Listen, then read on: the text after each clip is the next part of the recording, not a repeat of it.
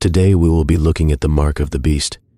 If you saw the previous commentary video, we mentioned Haller is this link between Nero and the Antichrist. I even mentioned there at the end how, when you look into the history of the number 666, that actually can be translated into the name of Nero. Why is that? Well, we're going to talk about that a little bit today and how that is.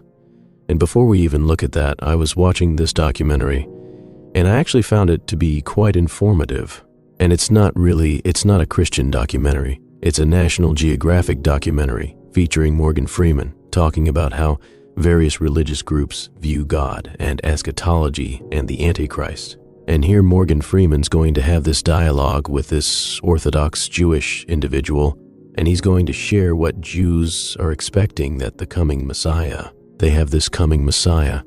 They don't believe that is Jesus right now yet, but they are expecting the messianic figure. And look at what this individual says to look and frame its name. Orthodox Jews believe that without this temple, their religious rites are incomplete, so they await the day when their temple is rebuilt. So they're talking about here how they believe that the temple, the third temple, will be rebuilt. Okay, Jews believe that many Christians believe that keep watch it, is there a Messiah in Judaism and Judaism. She was invented the Messiah, but it's not the same side that most people think about. Okay, I guess when Christians think of the Messiah, they think of someone who's divine. Yeah, what we have for the Mossad is a man, a king of this earth, was going to bring peace among the nations in this world. And Uran tells me this mortal Messiah has a very specific to-do list. According to Jewish tradition, he has 3 things he's supposed to do. Number 1, he's going to reconstitute the Jewish kingdom for the Jewish state. Number 2, he's going to bring peace with the neighbors. 3, he's going to rebuild that until the temple. So you heard it right there. The Jewish people are expecting that their messianic figure, it's going to be a man, a king. They believe that he's going to bring world peace. They believe that he's going to bring a government, and they believe that he is going to rebuild the temple and the third temple. Why is that significant? Because these are the exact same things that the Antichrist is promising to do. The Antichrist will come up to the scene with promises of bringing this utopian government. He's going to come onto the scene as a political kingly leader, and he's going to have something to do with the establishment of a temple. The Antichrist, my friends, is going to claim to be the long-awaited messianic figure of the Jewish people. Wow, and everything that they were expecting their Messiah to do, then a Christ is going to come and basically fulfill. Now, the Antichrist, if he tries to establish a third temple, it's not going to be the true temple of God, because we, as the body of Christ, or the temple of God, the true Messiah did establish a temple. You see, every messianic figure must establish a temple. That's why Jesus said that his temple, his house, will be in his people. Okay, and nothing will come against it. And so Jesus established a temple, not a physical blood, but a spiritual one within our body. Jesus, the true Messiah, established that. And when the false Messiah comes, it is lacking that. He will also try to establish some type of drake and mortar temple. It won't be the true temple of God, but it's something that will be a deception to the world to cause them to believe that he is the true Messiah. So you can clearly see now how this Antichrist figure is going to so easily try to convince the world that he is the long-awaited Jewish Messiah. I mean, everything that they are expecting this guy is going to come and basically do. Next thing I want to go over is the mark of the beast. The mark of the beast being calculate the number of the beast for it is the number of a person. Its number is 666. Now, long before, years before I even watched this documentary that I'm examining in my studies of 666, God always had a way of leading me to the ancient understanding of what 666 meant. And by ancient, I mean the first Christians, the earliest Christians. I read the writings of the church fathers. I read the writings of the earliest Christian writings that was circulating at the time. And I read the writings of many different professors, theologians, and people who had a scholarly view on 666. I wasn't really that interested in all these different modern views of it. I want to go back to what was the general idea of it historically, and I would say over 90% of my findings pointed to 666 happened to do with Nero Caesar. You see, in Hebrew letters have numbers assigned to them. I know it's a very foreign concept, but that is the case. And when you look at 666 and look at the Hebrew and how the numbers are, even though it's written in Greek, you see how the number 666 can actually be translated to be Emperor Nero. And this is not foreign knowledge. I mean, this was very commonly understood in the scholarly circles and around the early time of believers. And I began to research that. And when this documentary by National Geographic came around, I was kind of skeptical. I was kind of skeptical in what exactly they would be telling the world about God in the end times because I knew that it really wasn't for me, a Christian perspective. Interesting, a general perspective covering many different faiths.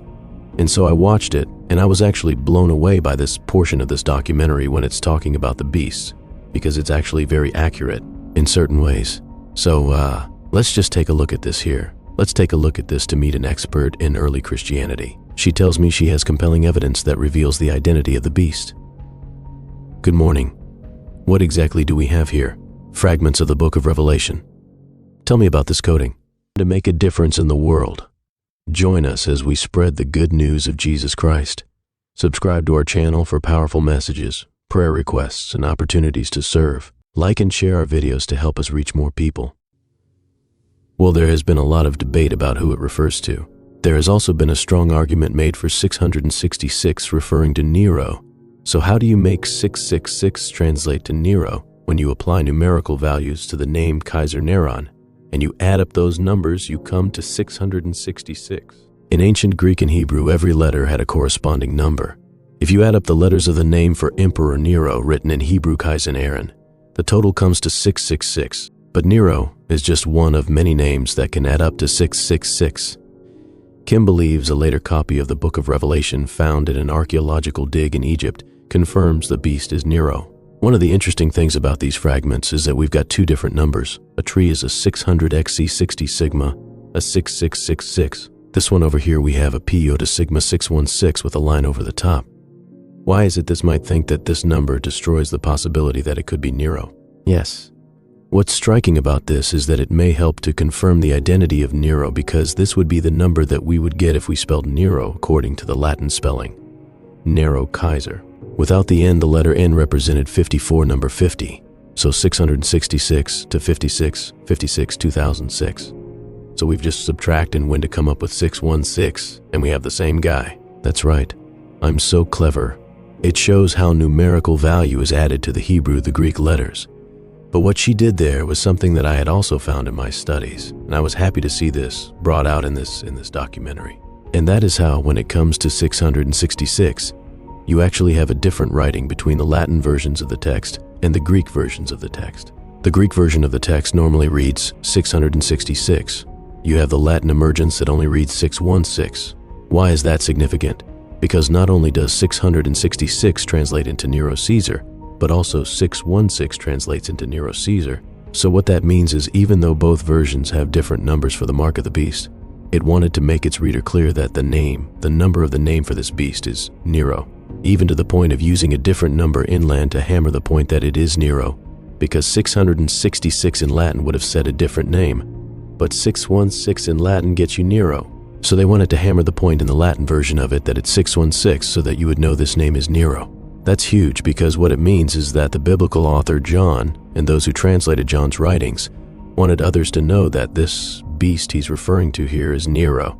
Now, why is that? Why would the early Christians be referring to Nero as the beast? Well, there are a few different theories for that. This document here has a theory for it. Let's check it out. So we know that the code 666 refers to the Emperor Nero. Why? Emperor Nero was despised for persecuting Christians in his circus. Circus Nero Gnaeus Erroneus. Yeah, the circus stood here and was a place for chariot races, games, but he also used it then for persecuting Christians. When 64, there was a major fire in Rome. Nero wound up blaming Christians, and he executed them in great numbers right here in this circus. Tradition says Nero, he's an executed speeder. He was crucified upside down. So basically Nero, he was a terrible guy. He executed many Christians, and around the time of Nero, it became common for Christians to refer to Nero in code and to refer to Rome in code. And you can do your own research, but what you will find is that instead of saying Rome and Life of the Christian Letters, they would use the word Babylon. Because if they refer to Rome when these letters would be circulated, the Roman historians, if they had ever read these letters, it could have gotten a lot of Christians killed. So they began to use code for Rome and Nero. They began to use the word beast, the numbers of the beasts, to refer to Nero when they were sending the letters to other believers. And they used the word Babylon to refer to Rome when they were sending letters to other believers. And in fact, you were fine. He does this. He refers to Rome. He says that there's another believer who's in Rome, but instead of saying of Rome, he uses the word Babylon. And in the future video, We will cover that. So one of the reasons why there's this cult language is really because of this great opposition towards Christians.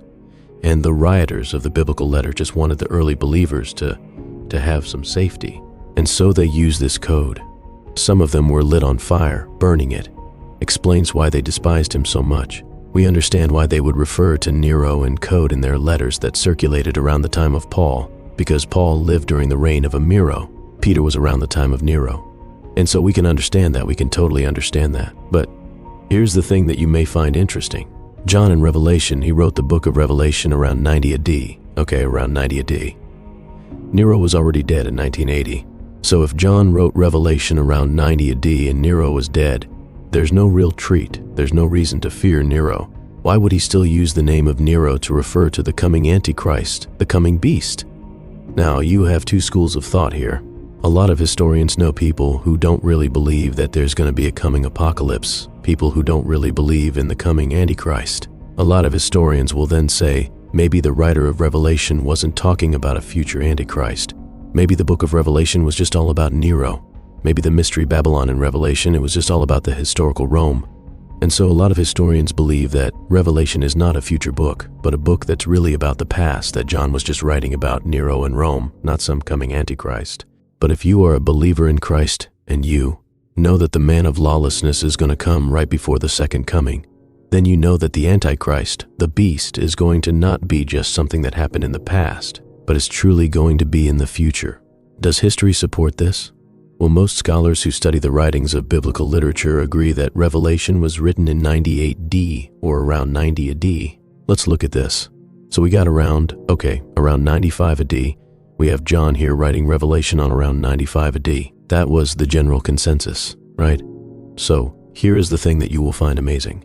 If John was referring to Nero here, why would he when Nero was already dead? One reason, when you study the first Christians' writings, they studied a lot of the writings that were around the time of the first century, and you even study Christian scholars today.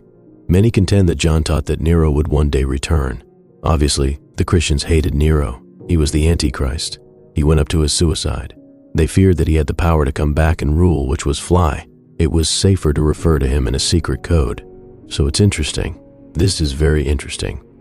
And I'm just going to leave it there because this gets a little deeper, okay? It's a lot deeper. And there are some things that we're going to have to explore in the text. Does the text say anything about Nero in the future? I mean, Nero was dead as that you can get, okay? The only way Nero could return is if he arose out of the abyss of hell. So we're going to go deep with this. I believe that you will find episode covering this interesting, to say the least. And I thank you for watching this presentation. And I invite you to look into this for yourself, to do some research on how Nero has ties to the beast. And when we have the episode, we're covering this, and we come together, we can have discussion, and I look forward to hearing about your findings as well. But next up is the Two Witnesses episode. God bless. We can understand why early Christians might have referred to Nero in coded language when writing letters during Paul's time, since Paul lived under Nero's reign. Likewise, Peter was active during Nero's rule, so it makes sense why such precautions would have been necessary back then. But here's something that might surprise you. John, the author of Revelation, wrote it around 90 AD. By that time, Nero had already been dead for decades. If Nero was no longer a threat, why would John use Nero's name to refer to the coming Antichrist, the beast? This brings us to two primary schools of thought. Many secular historians and skeptics who don't believe in a future apocalypse or a coming Antichrist suggest that the book of Revelation was entirely about the past. They argue that the beast and Babylon mentioned in the text were symbolic of Nero and ancient Rome, respectively, rather than pointing to future events. According to this view, Revelation isn't a prophetic book, but a historical account that addresses the persecution of Christians during the Roman Empire. On the other hand, believers in Christ and those who affirm the prophecy of the man of lawlessness arriving before the second coming of Jesus recognize Revelation as a forward-looking text. For them, the Antichrist and the beast aren't merely historical figures, but real entities destined to appear in the future. Does history provide any clarity? Most biblical scholars agree that John wrote Revelation around 90 to 95 AD, long after Nero's death. This raises a fascinating question. If John was referencing Nero, why would he do so when Nero was already long gone? One possible explanation lies in the writings of early Christians and scholars who studied first-century texts. Many of them, along with some modern Christian scholars, contend that John believed Nero would one day return. Nero was despised by Christians and often likened to the Antichrist because of his horrific persecution of believers. After his suicide, rumors circulated that Nero would somehow come back to life and reclaim power. This fear of Nero's return was so pervasive that Christians continued to refer to him in coded language even after his death, for safety and secrecy. This idea is compelling and opens the door to deeper exploration. Does Revelation suggest anything about Nero reappearing in the future? Nero was undeniably dead, completely and irreversibly. The only way for him to return would be through some supernatural event, such as rising from the abyss of hell. We're going to dive deeper into this topic in future discussions, as the implications are profound. I believe you'll find the upcoming episode exploring this subject to be especially intriguing. I encourage you to research the connections between Nero and the beast yourself. As we continue to explore these topics together, I look forward to hearing your insights and discoveries. In our next episode, we'll focus on the two witnesses mentioned in Revelation. Thank you for watching this presentation, and God bless.